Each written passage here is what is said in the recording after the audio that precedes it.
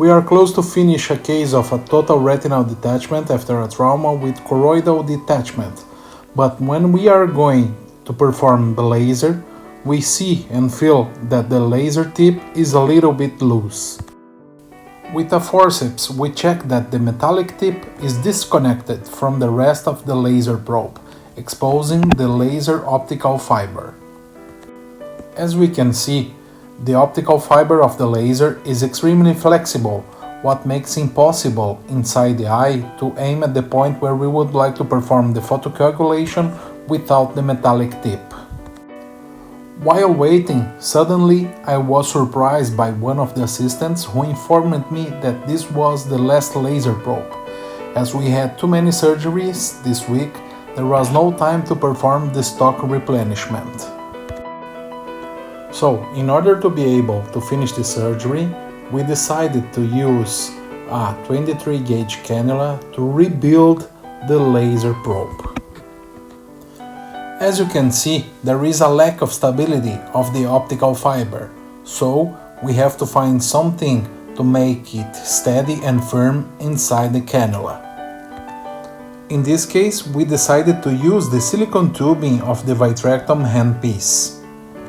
So we have changed scissors and got a bigger one to cut the tubing, and always taking care to cut it in a size that would perfectly fit in the base of the cannula.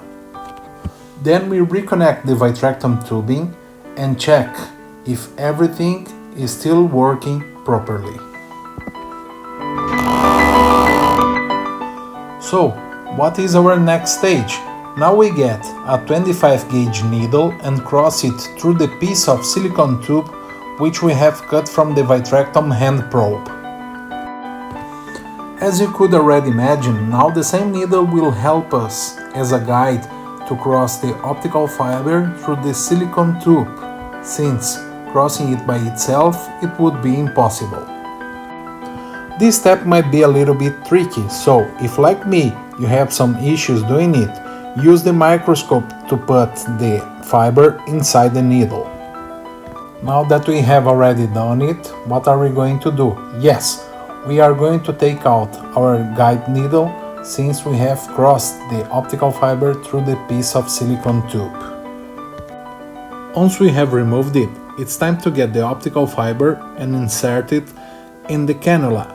Do it very gently because now we have the piece of silicone tube, and if we do it too strong, we might break it and lose all the work we have done so far. Try to help yourself using a forceps or a needle holder, and again, very gently. We don't want to break the optical fiber. After gently fitting the piece of silicone in the base of the cannula, pull the optical fiber, leaving its tip 3 millimeters outside of the cannula. Everything set, it's time to check if our new laser probe will work, so let's turn the laser on. Get something dark to absorb the laser light and see it burning. Can you see it? Wait a little bit.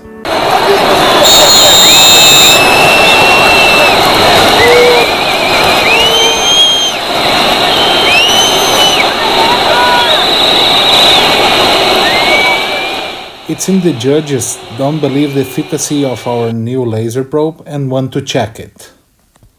With the thermic vision, they intend to see if there is any heat or smoke produced by the laser. Now let's wait and see what the judges decide.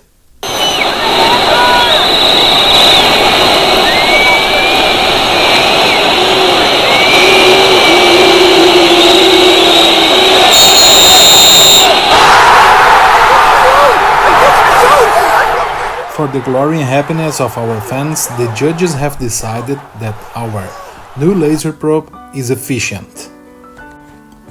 This way, we could happily increase the chances of retinal reattachment of our patient since we used it to finish the surgery. Thank you for your time and your attention during this video.